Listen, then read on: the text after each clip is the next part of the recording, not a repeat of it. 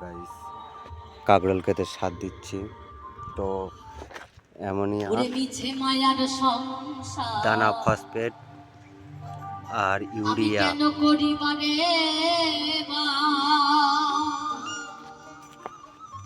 জন্মিলে মরিতে হবে, কেন বুঝো না?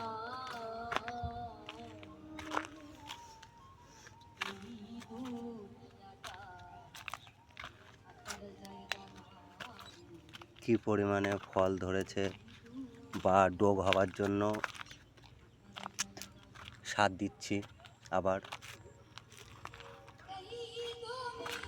তো আজকে এই ক্ষেতের মাল কাটলাম, আপনাদেরকে দেখাবো। এইটুকু জায়গা, সামান্য ফল দেখুন। কেন পরিবারে মায়ার সংসার, কেন পরিবার